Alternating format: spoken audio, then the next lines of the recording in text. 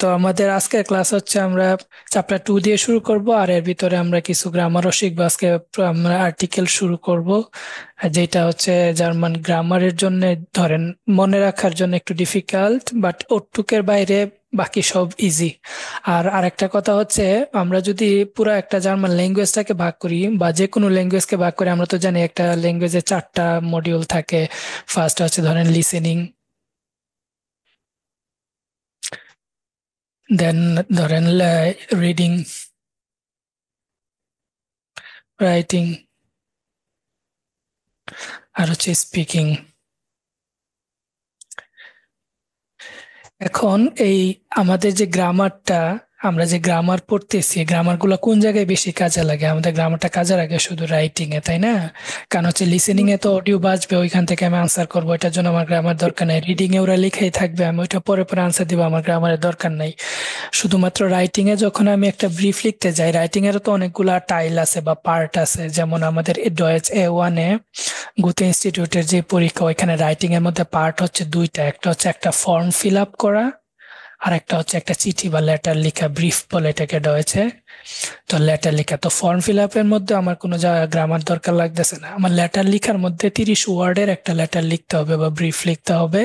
ওই 30 ওয়ার্ডের মধ্যে কে ও সামনে সম্বোধন করা, লাস্ট এইটি দিয়ে কিছু দেওয়া, দেন কিছু প্রশ্ন আনসার দেওয়া, এর ভিতরে খুবই অল্প একটু গ্রামার আমার লাগতেছে। আর যে স্পিকিং এর মধ্যে নিজের ফার্স্ট ট্যালেন্টটা, এই যে জিস ফার্স্টেন, ওইটা তো আমরা শিখেই যাব। দেন আমাদের ইয়ানাইন ফ্রাগেন আছে, ফ্রাগেনের আনবর্টেন প্রশ্ন করা, উত্তর দেওয়া। ওইটার মধ্যে যা প্রশ্ন করবে তারই উত্তর দিব। এখানে গ্রামার খুবই অল্প ইউজ হইলেই হয়ে যায়। আর 3 নম্বরে আছে আমাদের বিটেন উন রিয়াকশনের, মানে একটা আপনি কাউকে একটা কিছু রিকোয়েস্ট করবেন, সে ওইটার ওই এগেনস্টে আপনাকে রেসপন্স করবে। তো এখানেও খুব অল্প গ্রামার লাগতেছে। তো দেখা যাচ্ছে আমার পুরো 100% যদি হয় আমার ডয়েসটা, এর মধ্যে জাস্ট এখানে রাইটিংটা হচ্ছে 25%। এই রাইটিংটারও অল্প একটু, যে ধরেন এই 25-এর ভিতরে শুধু এই টাইলটাকে আমি যদি ধরি, এটা হয়তো 60%, ওই 60%-এ 25%-এ 60% আরো কম। তো ওটুকের জন্য আমার গ্রামার লাগতেছে। এছাড়া আমার পুরো জার্মান ল্যাঙ্গুয়েজ পাস করতে বা বুঝতে বা বলতে বা শুনতে আমার গ্রামারটা লাগতেছে না। এবং এরপর হচ্ছে পুরা গ্রামারের মধ্যে আমার আর্টিকেলটা কত পার্সেন্ট? আর্টিকেলটা হয়তো বা 5 to 10% সর্বোচ্চ আমার পুরো গ্রামারের মধ্যে। তো এই গ্রামারটা লাগতেছে 25%-এর মধ্যে, এর মধ্যে 5 to 10% হচ্ছে আমার আর্টিকেল। সো ওই আর্টিকেল যদি আমি নাও পারি, আমার কিন্তু জার্মান ল্যাঙ্গুয়েজ আমি খুব ভালো পারবো। আমার প্রতিটা মডিউলে যে সবাই 100% পায়, মার্ক পাইতে হবে বা ভালো পারতে, এমন কথা না। কেউ এমনটা পায় না, আমি নিজেও পারি না সবগুলা মডিউলে 100%, তাই না? তো এই যে আর্টিকেল, ওইটাই সবচেয়ে কঠিন। গ্রামার কঠিন বলতে কঠিন না, জাস্ট মনে রাখাটা পেস লাগে আর কি। কারণ প্রতিটা কেজে, প্রতিটা জেন্ডারে আমার আর্টিকেলের ইন্ডিং গুলা বা কোনো একটা অ্যাডজেক্টিভের ইন্ডিং গুলা, কোনো একটা পসেসিভ প্রোনোমেনের ইন্ডিং গুলা, এগুলা চেঞ্জ হয়। কোন সময় এন হবে, কোন সময় এম হবে, কোন সময় আর হবে, কোন সময় ই হবে, এগুলা প্রতিটা আমাদের কেস হচ্ছে 4টা: নমিনাটিভ, আকুজাটিভ, ডাটিভ আর গাইনেটিভ। এই 4টা কেস, আবার এগুলো হচ্ছে আবার জেন্ডার আছে, মাস্কুলিন, ফেমিনিন, নয়ট্রুম আর প্লুরাল। এই 4টা জেন্ডারে 4টা কেসে ওগুলা চেঞ্জ হয়। তো বারবার এই চেঞ্জ, ওই চেঞ্জ গুলা মনে রাখাটা একটু কঠিন, এই কারণে এই জিনিসটাকে কঠিন লাগে। কিন্তু এই টোটালটা যদি আমি বাদ দিয়ে অন্য পড়াশোনা করি, তাও কিন্তু আমি প্রায় 80 to 85% আমি মার্কস পাবো, যদি বাকি সবগুলাতে আমার ভালো পারা যায়। তো এই 5 to 10%-এর জন্য আমার ওয়ারিড হওয়ার কোনো দরকার নাই। আর্টিকেল পড়তে গেলে আমার হয়তো বা কঠিন লাগবে এবং মনে হবে আমরা কিছুই পারতেছি না জার্মান ভাষার। আসলে আমরা কিন্তু অনেক কিছুই পারতেছি, এটা বাদেও। সেইটা ফার্স্টে বলে রাখলাম আর কি। আজকে যেহেতু আর্টিকেল পড়াবো, এই জন্য এই কথাটা বলে রাখলাম। আর আর্টিকেল আমরা খুব ভালোভাবে পড়বো, ইনশাল্লাহ আর্টিকেল আমরা খুব ভালোভাবে শিখবো। তো A1-এর ভিতরে গ্রামার খুবই অল্প। আর A1-এর ভিতরে আমরা বেসিক জিনিসগুলা শিখবো। নর্মাল ডে ও আলটাক বলে এটাকে, বা এভরিডে লাইফের যে সিচুয়েশন গুলা, কিভাবে কথা বলা লাগে, রেস্টুরেন্টে কিভাবে অর্ডার করা লাগে, কি কিনা লাগে, কারো সম্পর্কে কিভাবে পরিচিত হওয়া লাগে, জিজ্ঞেস করা লাগে, ওই ধরনের সিম্পল যে জিনিসগুলা, ওই জিনিসগুলো আমরা যা শিখবো A1-এ। সো A1-এর ভিতর থেকে আমাদের এক্সপেকটেশনটা ওই রকম থাকতে হবে যে এই ওয়ান দিয়ে আমরা সবকিছু পারবো না বা সবকিছু বলতে পারবো না। এর সিলেবাস বা এর স্কুপের ভিতরে যতটুকু আছে আমরা অতটুকু ভালোভাবে শেষ করব, এবং টুকটাক কথাবার্তা বলা বা বোঝা যেগুলো আছে ওইগুলো আমরা করতে পারবো। যেমন নাম্বারিং বলা, সময় বলা, অ্যাপয়েন্টমেন্ট নেওয়া, তারপর জিজ্ঞেস করা, উত্তর দেওয়া, এইগুলা এই বেসিক জিনিসগুলো আমরা শিখবো। সো আমাদের এক্সপেকটেশনটা ওই রকম রাখতে হবে A1 কোর্সটার ভিতরে। তো আজকের টপিক হচ্ছে ভি গেটস। ভি গেটস মানে এই যে গেটস আসছে জ্ঞান থেকে না, জ্ঞান মানে হচ্ছে কি যাওয়া বা টু গো যাওয়া। তাহলে আমরা বলি না তোমার দিনকাল কেমন যাচ্ছে, তাহলে how is the your days going, এরকম বলি তোমার দিনকাল কেমন যাচ্ছে। তাহলে ভি মানে কি হাউ বা কি রকম, বা তাই না, হাউ বা কি রকম। তাহলে ভি গেটস অ্যাপোস্ট্রোফি এস দিয়ে এটা সংক্ষিপ্ত করে ফেলছি আমরা, এমন বলতে পারি ভি গেট এস দিয়ে অথবা ভি গেট এস ইনেন। তো এইটাকে সংক্ষিপ্ত করে ভি গেটস বলছে। ভি গেটস মানে হচ্ছে কেমন যাচ্ছে, বা এই যে অবস্থাটা জানার জন্য যে প্রশ্নগুলো হয় ওগুলাকে আমরা বলতেছি ভি গেটস, মানে কেমন আছো বা কেমন আছেন। তো আমরা দেখি কাউকে যখন আমি জিজ্ঞেস করব তাকে কিভাবে জিজ্ঞেস করতে পারি। আমরা যদি ফর্মাল ওয়েটা বা ফর্মাল ওয়েটা ইউজ করি তাহলে আমরা তো অলওয়েজ জি ইউজ করি, তাই না। আর যদি ইনফর্মাল বলি তাহলে আমরা ইউজ করি হচ্ছে ডু। তাহলে এই জির পসেসিভ প্রোনোমেন হচ্ছে ইনেন, ইয়া। ঠিক আছে, তাহলে ওই ইয়াটার থেকে আসছে আমাদের ইনেন। ভি গেট এস ইনেন মানে আপনি, এটার শব্দ হচ্ছে আপনি। ভি গেট এস আপনার কেমন যাচ্ছে বা আপনার। তাহলে ভি হচ্ছে কেমন, যে গেহেট মানে যাওয়া, গেহেট আসছে গেহেন থেকে। আমরা জানি এস এস ফর্মটার সময় গেহেনটা কি হয়ে যায়, টি ফর্মটা হয় না, এই যে টি ফর্মটা উই গেট।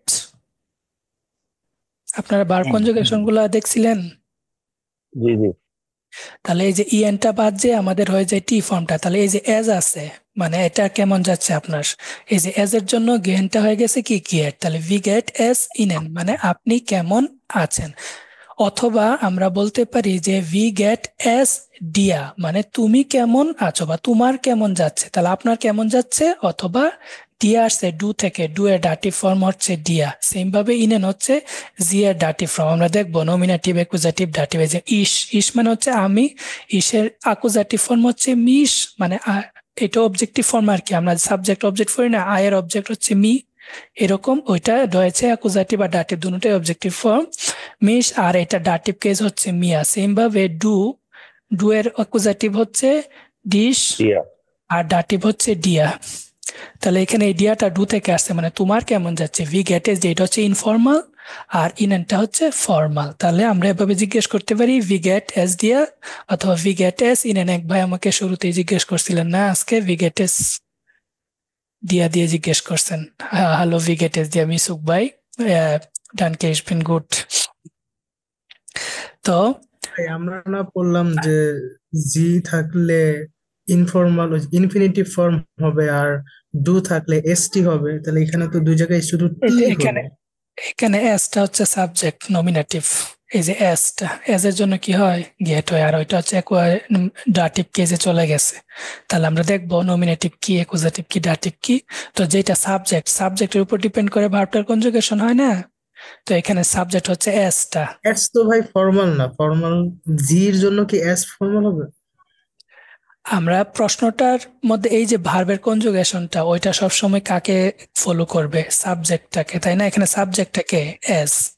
তাহলে এস, এস তো ফর্মাল ইনফর্মাল না। ফর্মাল আমি ওইটা পরের অংশটা, আমি আপনাকে বা তোমাকে ইয়ে করার জন্য আমি পরে একটা আনছি, এটা কিন্তু সাবজেক্ট না। এখানে প্রশ্নটা এখানে একটু ঘুরে করা হয়েছে।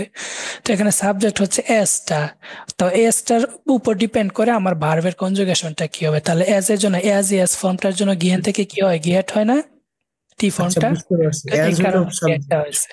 এখন আপনি বাকি অংশটাকে ফর্মাল করছেন যেন তাকে আপনার বড় সিনিয়র কেউ হলে তাকে ইনেন বলতেছেন, আর আপনার সম পরিমাণ কেউ হলে আপনি ডিয়া বলতেছেন। এটা পরের অংশটা, এটা অবজেক্টিভ ফর্মটাতে আমরা ইনফর্মাল ইনফর্মাল অংশটা ইউজ করি। এইখানে আর কি সাবজেক্ট আর অবজেক্টিভ দুটা পাশাপাশি বসে গেছে আর কি, ইংলিশের মতো না, বুঝতে আমরা পারছি। রিফ্রাগেন দেখছি না, যে বা প্রশ্ন তৈরি করার সময় ভার্বটা সাবজেক্টের আগে চলে আসে, আর বি হম ফ্রাগেন হম, করে বুঝতে ওইটার পারছি। আগেও আবার আমার বি ভার্বটা চলে আসে।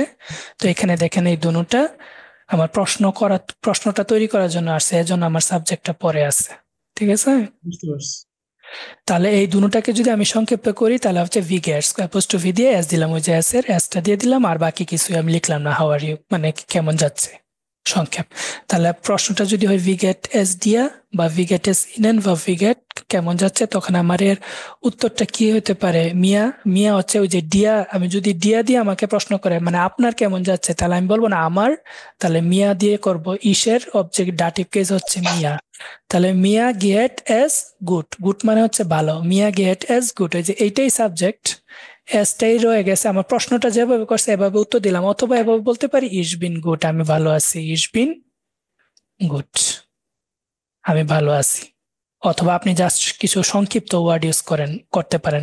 সোজা যদি বলতে পারেন গুড, ভালো, সংক্ষেপে আমরা বলি না ভালো, অথবা অসাম বা সুপার, এই যে সুপার এরকম বলি, অথবা টল, এরকম অনেকগুলা সংক্ষেপ ওয়ার্ডও ইউজ করতে পারেন। তাহলে আমরা দেখবো অনেকগুলা ওয়ে কিভাবে আমরা এটার আনসার দিতে পারি। তাহলে আমরা এভাবে প্রশ্নটার সাথে মিল রেখে যদি বলতে চাই, বলবো মিয়া গেট ইজ গুড, অথবা মিয়া গেট ইজ জিয়া গুড। জিয়া মানে কি অনেক, আপনি যদি অনেক, বানানো তো ভুল লিখছি, অনেক ভালো বলতে চান তাহলে জিয়া গুড, তাই না? অথবা আপনি বলতে পারেন সুপার, অথবা ভুন্ডা বা মানে ওয়ান্ডারফুল বা অনেক ভালো যাচ্ছে, অথবা আউস গেস নাশ, এই যে আউএস আউস গিয়ে সেট এ ই সিহাস সাইশ এন এটিনেট গেট সাইশ নেট, অর্থাৎ এক্সিলেন্ট। আউস গে সাইশ নেট, আউস গে সাইশ নেট এক্সিলেন্ট, ঠিক আছে?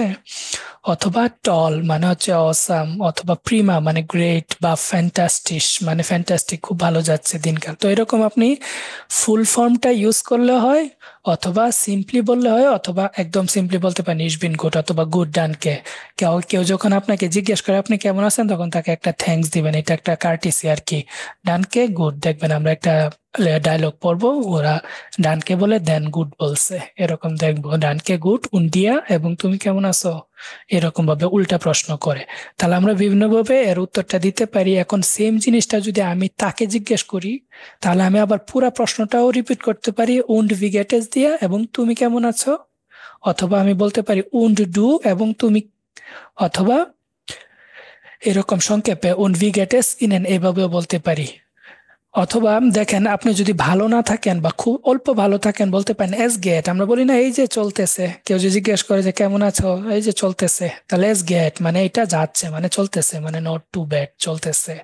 অথবা আপনি বলতে পারেন আপনি যদি খারাপ থাকেন, তাহলে মিয়া গেট এস স্লেক্সড মানে হচ্ছে খারাপ, গুড মানে যেমন ভালো, স্লেক্সড মানে হচ্ছে খারাপ। এস সিহা এল এ সিহাটি স্লেক্সড, এস সিহা এল এ স্লে সিহাটি স্লেক্সড, ঠিক আছে? একসাথে পুরোটার উচ্চারণ হয়ে যাবে স্লেক্সড, অর্থাৎ যে খারাপ। তাহলে এটা গুড এর অপোজিট ওয়ার্ড স্লেক্সড।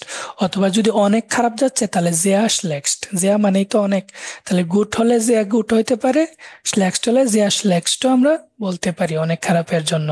অথবা মিয়া গেট এস নিক্স গুড, নিক্স মানে কি না, নেগেটিভ, যাচ্ছে না, গুড মানে ভালো, ভালো যাচ্ছে না দিনকাল আজকে আমার। তাহলে মিয়া গেট এস নিক্সট গুড, নিক্সট গুড মানে কি ভালো না, যাচ্ছে না। তাহলে এই নিক্স দিয়ে আমরা ভার্বটাকে অবশ্য নেগেটিভ করি। আমরা দেখবো যে ভার্বকে নেগেটিভ করতে গেলে কি ইউজ করতে হয়, নাউনকে নেগেটিভ করলে কি ইউজ করতে হয়, অ্যাডজেক্টিভকে ইউজ করলে নেগেটিভ, এগুলো আমরা একটা আলাদা ক্লাস আছে, ওইগুলো আমরা পরে দেখবো। তো এখানে বলতেছে যে মিয়া গেট এস নিক্সট গুড, ভালো যাচ্ছে না, নিক্সট মানে হচ্ছে না, ভালো যাচ্ছে না, এভাবেও বলতে পারি। অথবা ইস বিন মিউডে, আমি হচ্ছি ক্লান্ত, মিউডে মানে হচ্ছে ক্লান্ত। ধরেন সারাদিন কাজ করে আসছেন, এখন জিজ্ঞেস করছে ভি গেটেস দিয়া, তখন আপনি বলতে পারেন ইস বিন মিউডে, এম ইউ ডি এ ডে, মিউডে। উমলাউটের উচ্চারণটাও গুল করা হয় না, উ উ এরকম, উ উমলাউট, তাহলে মিউডে এরকম করে বলতে পারেন। তাহলে ইস বিন মিউডে। অথবা মিজারেবল মানে অনেক খারাপ অবস্থা, বলেন না মিজারেবল। অথবা ইস বিন ক্রাঙ্ক, ক্রাঙ্ক মানে হচ্ছে অসুস্থ,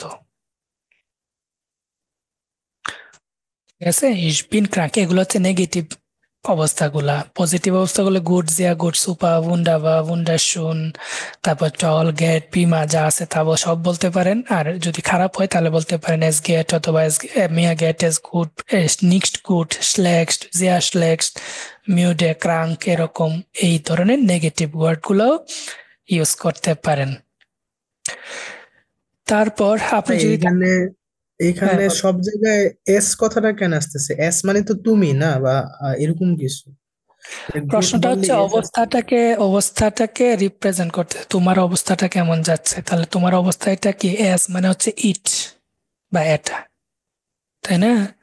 এই যে এয়া, জি, এস, এই প্রোনোমেন গুলো আমরা পড়ছিলাম না? এয়া মানে হচ্ছে সে, ছেলে, জি হচ্ছে মেয়ে, সে, আর এস মানে হচ্ছে কি এটা, তাই না?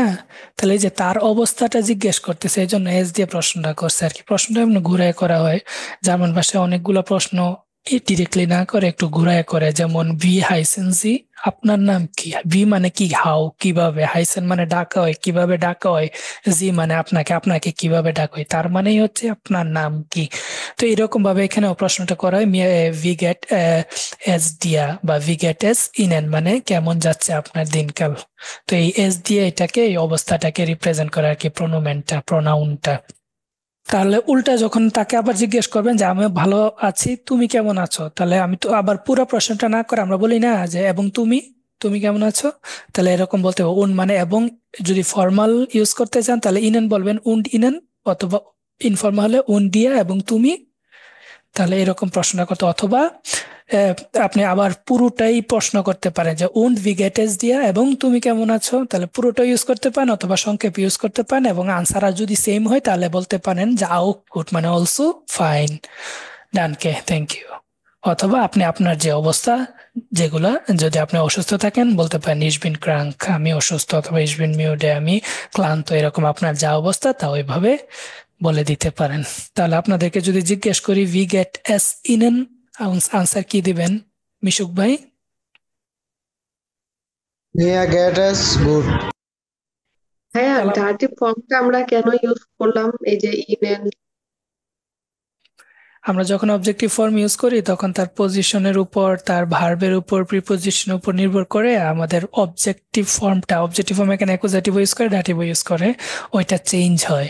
তো ওইটার ফর্মের চেঞ্জ হয়, ওই ফর্মের চেঞ্জগুলো আমরা প্রতিটা আলাদা আলাদা ক্লাস আছে ওইগুলাতে দেখবো কেন চেঞ্জ হয়। ঠিক আছে, এখন এখানে ফর্মটা বা তার পজিশনটা ডাটিভ কেজে আছে, এজন্য আমি ডিরেক্ট ডু না দিয়ে ডিয়া বলছি, ডিরেক্ট জি না দিয়ে ইনেন বলছি, এরকম। যেমন আমি যদি বলি please give me a glass of water, আমাকে এক গ্লাস পানি দাও, এখানে মির জায়গায় আমি আই লিখলাম না কেন? Please give I a glass of water, কারণ এই পজিশনটা হচ্ছে তার অবজেক্টিভ ফর্মের পজিশন, এখানে অবজেক্ট বসবে। এখন আই এর অবজেক্টিভ ফর্ম কি, মি না? এর জন্য আমরা মি বসাইছি, সেম ভাবে ডু থেকে আমরা ডিয়া বসাইছি তার পজিশনটার জন্য, তার পজিশনটা তখন অবজেক্টিভ ফর্মে ছিল, ডাটিভ কেজে ছিল, এজন্য আমরা ডিয়া বসাইছি, এই যে ডিয়াটা অথবা ইনেনটা বসাইছি।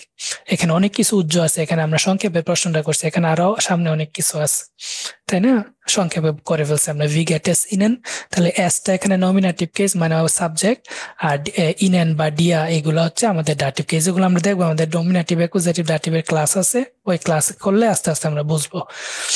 তো লাস্ট পর্যন্ত সাথে থাকবেন, দেখবেন যে প্রতিটা জিনিস ক্লিয়ার হয়ে যাচ্ছে, কারণ হচ্ছে প্রতিটা সেন্টেন্সে আমাদের অনেকগুলা গ্রামার আইটেম আছে, ছোট ছোট জিনিস আছে, ওইগুলো আমরা এক একটা ক্লাসে আস্তে আস্তে পড়ে যাবো, এবং একদম লাস্ট পর্যন্ত যে বুঝতে পারবেন যে সবটা লাইন কোনটা কোন কারণে হয়েছে না না হয়েছে। ফার্স্টের দিকে কিছু মিসিং যাবে, কিন্তু আমরা ওগুলো আস্তে আস্তে বুঝে নিবো ইনশাল্লাহ।